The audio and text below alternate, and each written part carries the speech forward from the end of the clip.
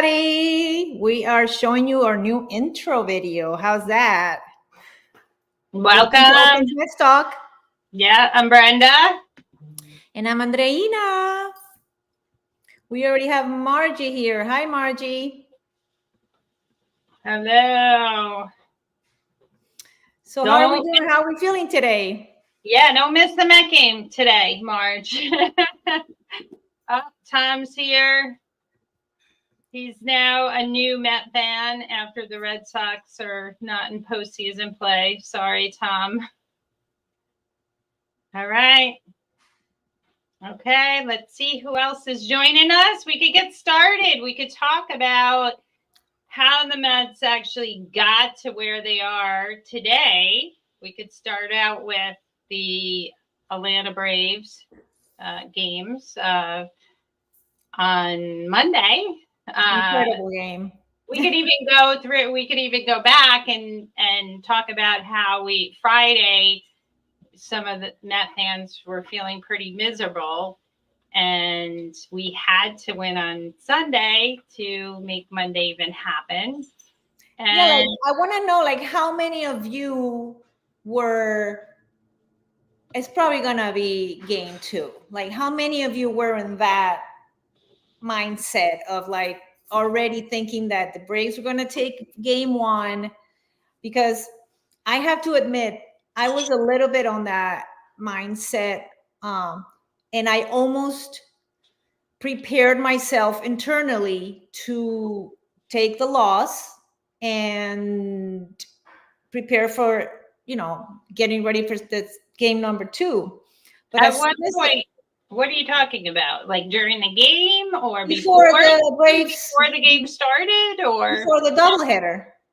Yeah, but what point did you just give up on the game? I didn't give up. I'm not saying I gave up. I said I was ready to I was preparing myself to how I was gonna take the loss. But then they started to score. So during the game, you were during the game. No, not during the game. Before the game, before the game, I was looking at the scenarios. I say, of course, if we win, I know how I'm gonna feel. I know it. But if we lose, how am I gonna feel? So I was telling myself, feel happy about the season, blah blah blah. But then they started to come alive. The bats started to come alive during the game, and obviously they tied, and then they went up ahead, and then the whole drama with the up and down, and then I was already in. Like, they have to win because when you taste that, I was like, that's it. We have to win, and it was incredible how they got my heart going, pounding really fast. Yeah, well, I mean, a big part of that game, and we can go back and look at so many games during the season. When you take a pitcher out that is really having his way with the Mets batters, like Schoenbach, you take him out and then you bring in relievers. That was their opportunity there. That was their mistake. Thank God that happened, because without that, I think they still would have struggled. Yeah. The guy's a rookie. You weren't going to leave him in that long. And I think it has to do with a little bit of the arrogance that the Braves have, because they thought that Schoenbach, however you say that, was just going to shut us off. And then Taylor goes and hits that double. And then, oh, no, that's it. No more Schoenbach, whatever. I don't know how to say it. And then they change it. So I think it has to do with a little bit of their arrogance of they thought that he was just gonna. Well, they have to, have some trust in some relievers, right, to come in. But the Nets really showed some resilience. They were able to bounce back from, a couple of times, right? Being down, being up, then being down again. And just, of course, we could if we wanted to focus on the bad there in that game, Diaz, that was really troubling, not only him struggling, throwing and pitching, but also covering his position. I mean, he has to cover the bag there. It's just that was definitely little league. he also didn't, back up a play. He just really fell apart. And I was surprised. Well, the Mets went ahead, which I wasn't surprised. I actually had confidence that they would get ahead. I was surprised that Diaz would go back out there, and he said, and that I'm going back out there regardless. He told Mendoza that. Yeah, and I really commend Mendy for really sticking to him, because that takes a lot of guts. That takes a good set of guts to go like, you want to do it. And we've seen that on Mendy all season. Like, he has guts, and he puts him out there, and it's been working so far. So I think that really was an incredible moment for when they said, like, will Diaz go back? I was like, and then Diaz goes on, and I'm like, oh, wow. I said, Mendy, wow. Like, I didn't know that Diaz fought for it, but Mendoza was just like, all in. He threw 40 pitches. I think that was the most of his career. And that just knocked him out for game one, which was something that obviously Mendoza would know, like, you're going to be using him so much, he's not going to be available the next night. So it was a risk. Right. You know what I mean, Tom? And I think that really helped. It's going to help Diaz mentally. I think because baseball it's such, every sport is such a mental game, but it's just going to help him with his confidence and everything else. But yeah, I mean, that uncovering first base, that was just terrible. Well, he stayed on the mound for the celebration. We're just glad he didn't jump up and down and re-injure himself. Notice he really was focused on, hey guys, hey, just back up. I'm not jumping with you, right? He hurt the glove. He didn't hurt himself. So that was funny. And then, I have to say that of course, game two really didn't mean so much because they had already clinched. I'm not sure if they thought about who they wanted to play. Like, hey, we don't want to go out to San Diego. I think that's what they, let's just go to Milwaukee because, it was just one of those kind of lifeless games. But Lucchesi did great. I was like, oh my gosh, he had such a good game, and the Braves needed that game. So it wasn't like he wasn't facing some really good, talented players that wanted to win. So, yeah, I think they might have said, like, let's just go to Milwaukee, because to take that flight to California, let the Braves do that. Yeah, I think we have some comments here. Yeah. Yeah, that's World Baseball Class. Yes. Okay. Good, Ron. Got my blood boiling. That's Brenda's kryptonite. Yeah, I mean, and Diaz has his moments, but he hasn't had a season like he did in 2022. So I don't know, if Diaz is really like the old Diaz yet. I still am not convinced because of these games where he has these lapses, not only pitching wise, walking batters, but also mentally not playing defense. Yeah, because when he's off, holy crap, he's off. It's just not like, maybe not. No, it's like, off. So you know what? I wanted to talk about, before we talk about Sean Manaea, because I'm excited about him pitching tonight. I want to talk about Severino last night, because there were moments where I just thought, oh my goodness, it's going to implode. And really, Milwaukee had a lost opportunity when they could have blown the door open with the bases loaded, and Sevy came through. There was a strikeout, then a pop-up, and they're really fortunate that they didn't score a lot of runs. And the Mets also got runs back that he had given up, and then Mendoza left him in the fourth inning after he struggled, and that was so important to have him go 6 innings yesterday, just for the bullpen having rest, and for him mentally, I thought it was really key. So I was just thrilled with Sevy's performance. Yeah, and the team starting to score, so it kind of helped them also, I guess, to relax a little bit and kind of focus on what he needed to do. But no, it must be so stressful. Like, I don't know if you guys saw this, but Vientos gave an interview to Steve Geltz, and he said, I was really nervous.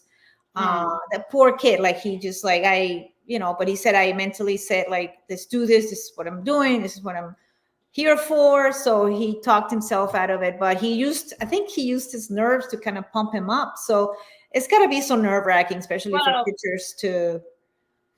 He started poorly because they didn't call it an error, but he should have had that ball in the beginning. Yeah, probably nerves got to him, for sure. I know. So, and that's the kind of thing that usually, or certain games, Severino would get down on. If a runner got on base like that, he'd walk them, he'd get behind, and he did give up runs, but he got back into a mode where he was able to take command, which was amazing. It speaks for, like, the veterans that we have in the team, that kind of show their experience in moments like that and how they handle that. I have a comment from Thomas. Says, I have not forgotten. I think it was one of the first series of the year. Yes. Hoskins. I hope the Mets put him in his place. I don't know, but Winker was just gonna go at Willie Adames. Like, I don't know. Like, I love Winker. He's such a fireball.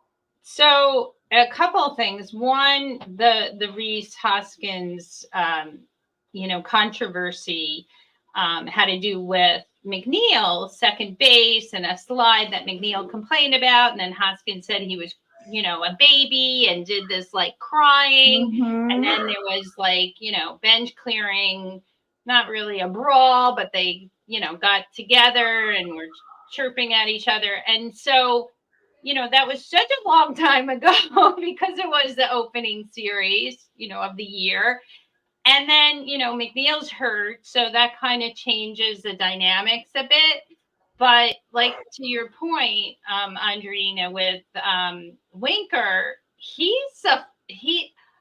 I know you like that. I don't really care for that kind of chirping at other players and trying to get under their skin. And I just think that can come back to bite you. So, for example, Lindor, when he hit the home run, which great, we didn't really talk about it. It was Lindor that won the game for us in Atlanta.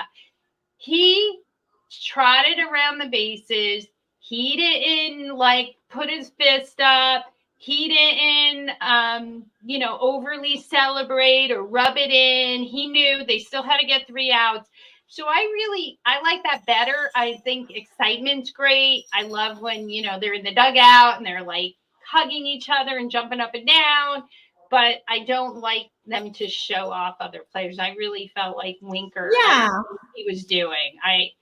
He played for Milwaukee last year. I think, but that's part of the game, and the game has been like that forever. And, it can get dirty at times, and it's a rough game, and they're gonna celebrate. If they don't like it, they'll hit you. So it's part of the game, and I think it's also their personality. But speaking of that, I have a video of I think it's Nemo when he hit the home run in Atlanta, and we're talking about that because look at what center he field. did. Back goes Harris. Oh, little Michael Jordan action. Look, wow. And Nimmo clocks one to deep right field. White goes back, takes a look, and it's out of here! Brandon Nimmo!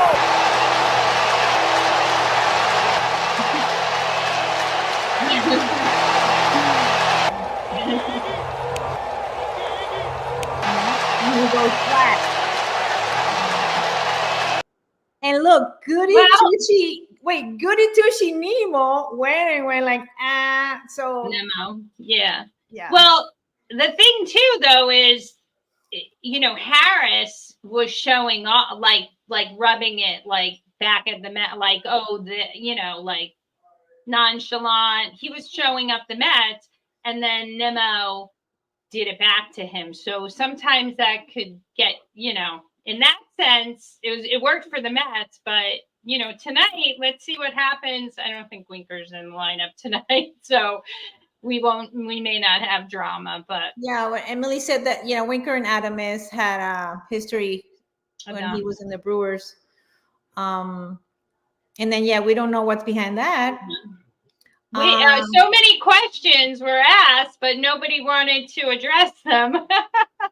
Yuki, I don't understand this comment. And hello, by the way, welcome. Okay, yeah, I'm not sure that either. Maybe it's the look, or maybe because he's really super fast. I think it has to do that he's like super fast. We'll see. Maybe he'll explain it. Yeah, he showed off his bat. I think Ron's talking about Winker. It's all part of the game. Yeah. Well, Ty Cobb used to kill people. Women try to kill people with his cleats. So I know it's another time, but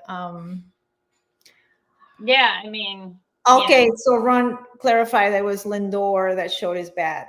Yeah. It's his personality. He's that's the way he is. And maybe he just felt like he needed to just take that in and enjoy the ride, enjoy the walk through the bases. So the interesting thing was, with the going, thank God for Lindor, he's doing it, at the plate, and that's what counts, right? But back to the whole Winker and Adames. Adames went 0 for 3 last night. So what did he do? Or maybe that was like after that play went 0 for 3. I might have walked. I forget. But he didn't get a hit.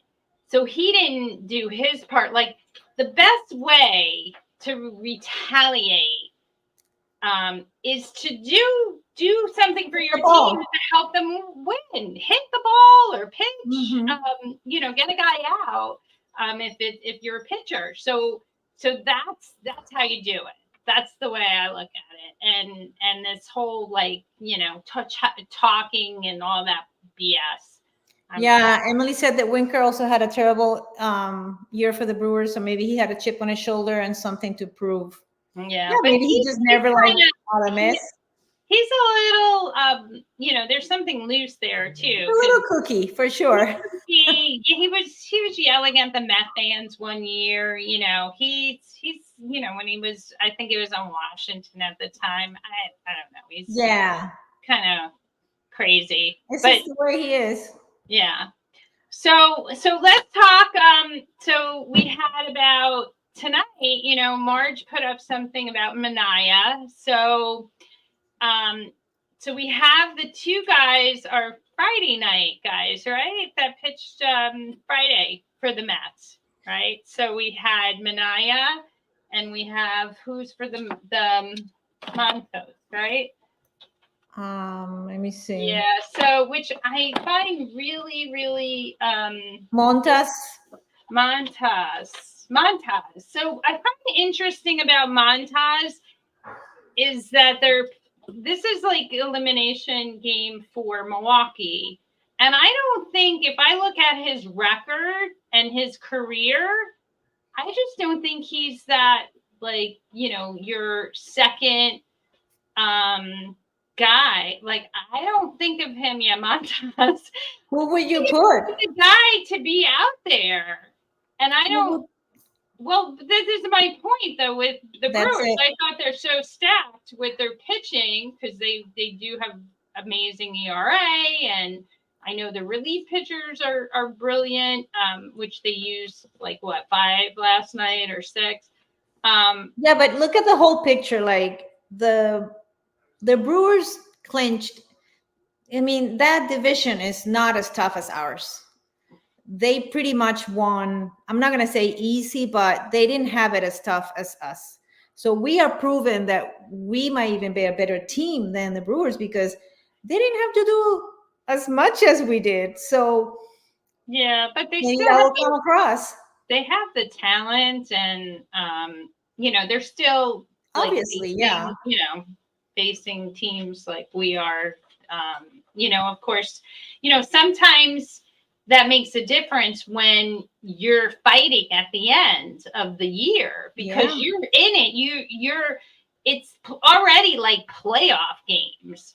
And Milwaukee kind of like sat back where it's like la da da da da, while the Mets were still fighting, and they just kind of carried that over, I think, to the playoffs, and it's like this lull for the Brewers.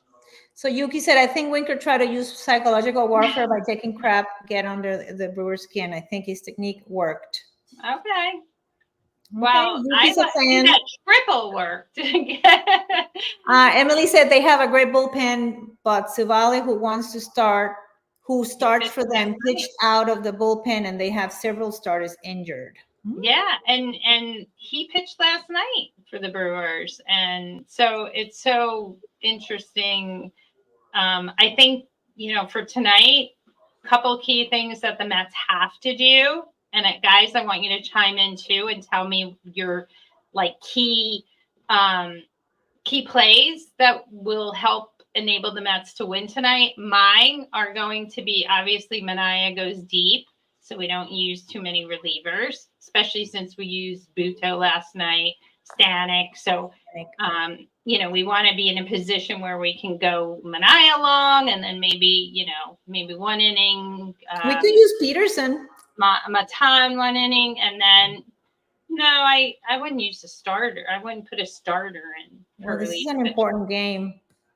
Yeah, but I don't think you break what's been working. That's my opinion. And we'll then see. You never know with Mendoza.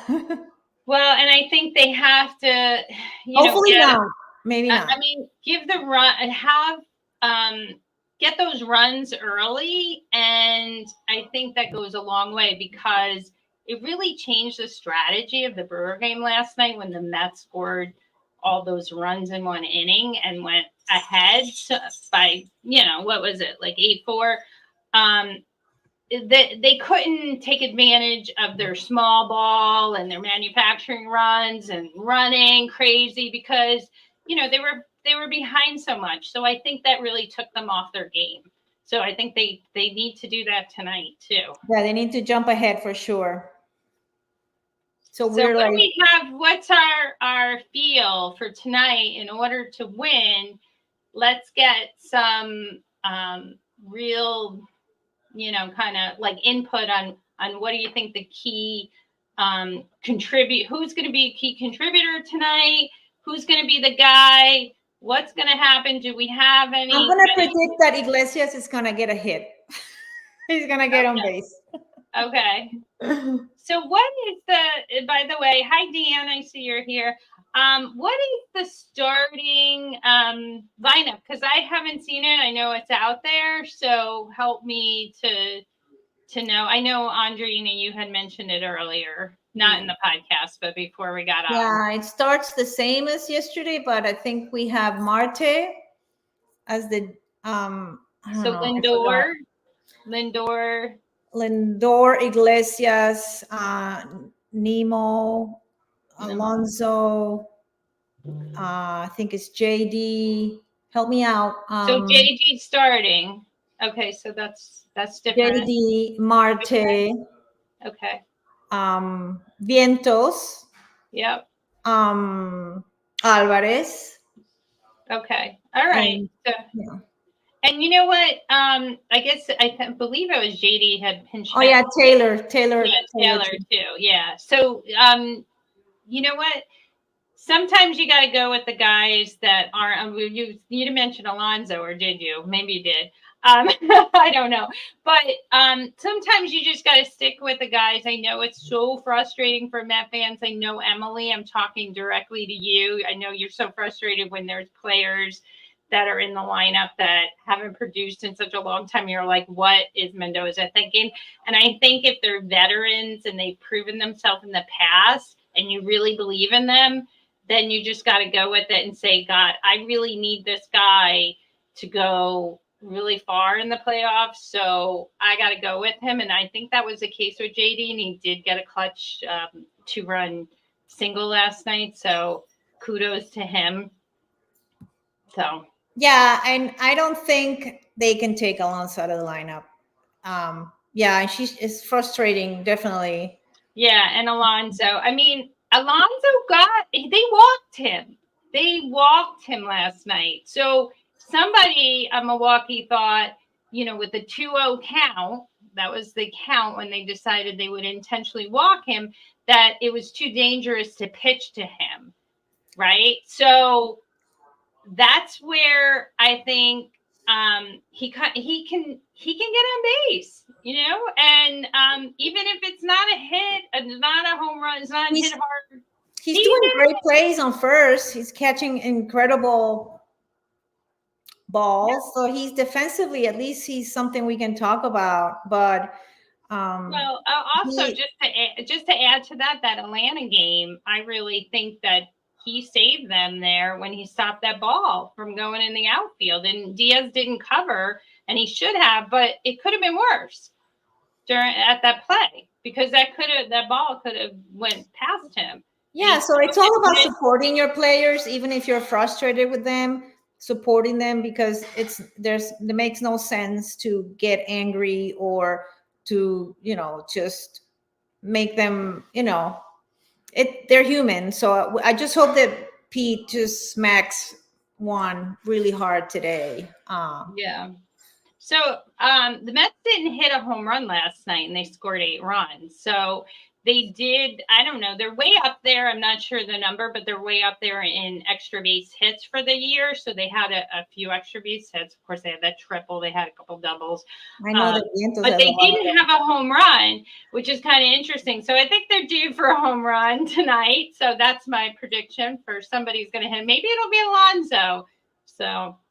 And you know what? I was reading an article. I want to bring this up because I was reading an article about what differentiates teams that win the World Series from those that don't win the World Series.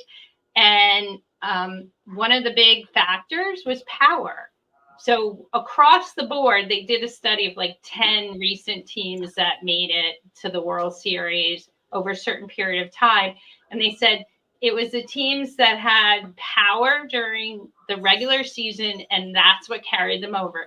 It wasn't like if they had a high batting average that they continued hitting in postseason. It wasn't fielding. Fielding didn't have a factor. Well, I disagree. I think you need to be good at the small ball to win. You can't just rely on home runs. I'm just saying what the study said. Yeah, I know. Yeah. But... So the study said that it was the power. It was the power that was consistent. Of course, you need everything else, but that's what was like consistent throughout. Okay. Like every team that won the World Series had power in their lineup, hit home runs. Yeah, I mean, I'm sure they had other factors too, but that was the consistent element, throughout. So it was, I thought that was an interesting study. Yeah, we have a lot of power. Alvy is like very powerful, and even Nemo. I mean, because he's so like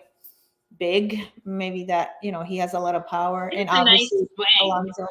Yeah, and Lindor had the power this year, surprisingly, and clutch. Lindor has been the most clutch player. And Vientos. I'm going to say Lindor and Vientos. Yes, Yuki. Yeah.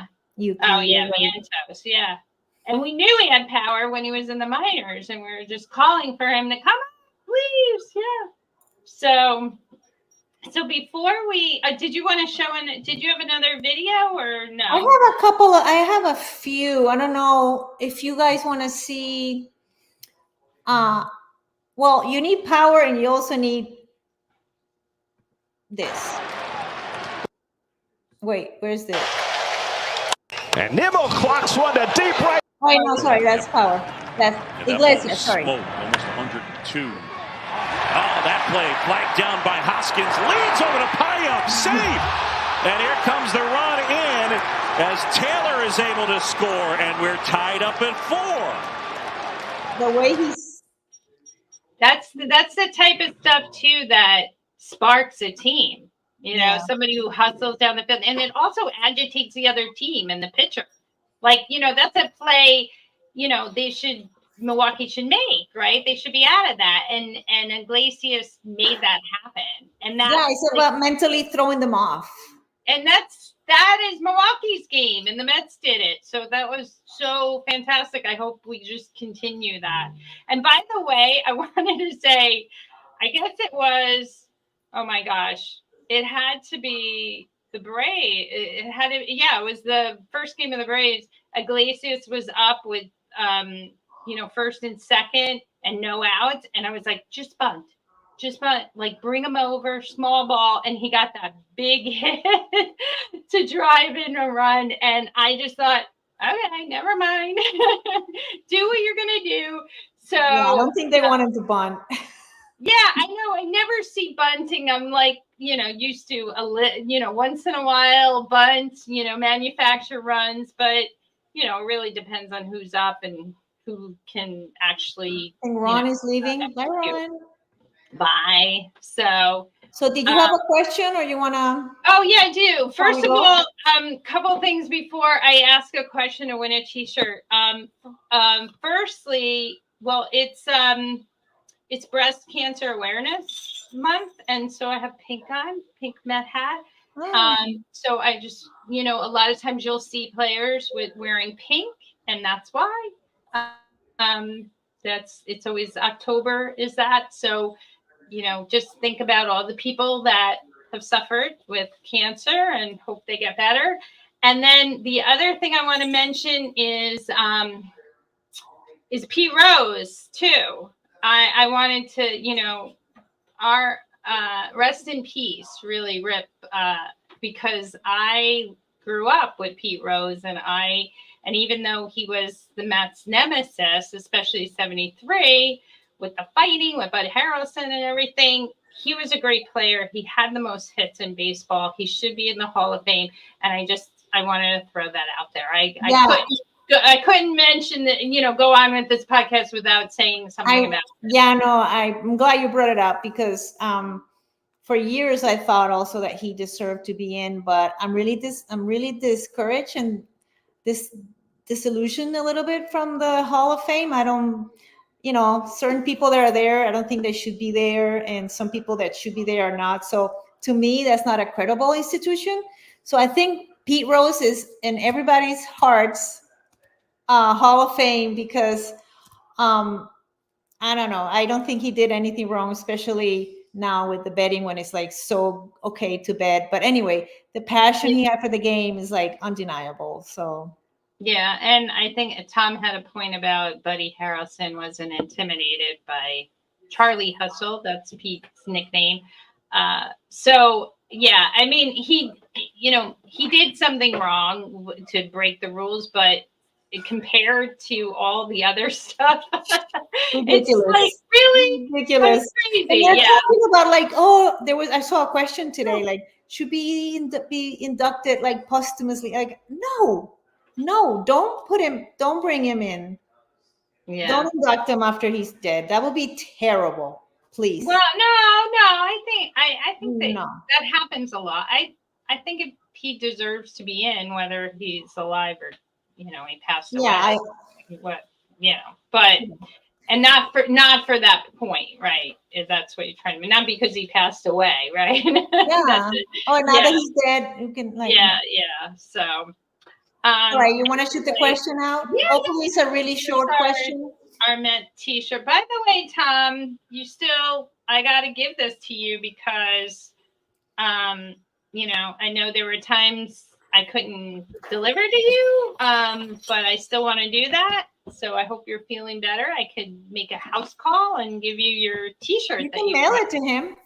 I know. I wanted to meet him in person. So we'll see if we could do that. So let's see. What is my question now? All right. I don't even know where it is, but I will remember it. Well. No, I have it. Okay. So speaking of like going back in time, remember the best manager that the Mets ever had was Gil Hodges. So Gil Hodges was very strategic in with platooning players, trying to get the most out of like his team by having this platoon with players. So he did this with every position. He platooned except for 3. So there's 3 positions that Gil Hodges never used to platoon. What are those 3 positions? You could guess if you don't know it. So that's the question. So, and this is how he didn't have a spectacular lineup. So he had to do this to make the most out of the team. And of course, they won in 69. So, so let's see. Okay, who out there knows? A few more seconds. Emily should get this. I don't think Emily has a t-shirt, even though she's our co-host. She should just have a t-shirt because she's helped us. Anybody? All right, I don't think anybody knows. Okay, well, we'll wait. Yeah, we'll keep it out there for a little bit. And then let me just give people time to Google it. Yeah, just throw this out. Like, so if the Mets win tonight, they're going to play the Phillies. Margie said quarterback. Oh, God. Nope. And if they don't win tonight, they play tomorrow night again in Milwaukee. By the way, the roof is closed tonight, just FYI. Just thought if you guys are interested in, indoor baseball, we're going to have that tonight in Milwaukee. And hopefully they'll be going, I think they need to win tonight. That's obviously. Yeah. I mean, I don't have a good finish it today. Yeah, I don't have a good feeling if they don't win with their best pitcher on the mound. So, and then I think Milwaukee goes back to Peralta. Is that possible? That's what I heard. I think that's crazy, but for tomorrow, but that's what I heard. Okay, so you don't have anybody wants to guess? No, nobody. Okay, maybe we'll save it for next week. Let's see. Maybe it's just really slow here. Dinner time. And chaos in her house. Thank you, Emily, for joining. No, we're. You know what? Put it in the comment. Whoever if we end and we don't have the answer. Oh, here it is. No, that was close. Shortstop and center field's right, but that is catcher. He platooned center field, shortstop, and catcher. Close. Nope. All right, put it in the comment section, and then you can win that way. And you'll still win, even if you Google it. We're not. But you got to be fast, right? Oh, well, not pitcher. You position players, Marge. Quarterback. Oh boy. All right. We're going to close tonight. Think about. Let's go back.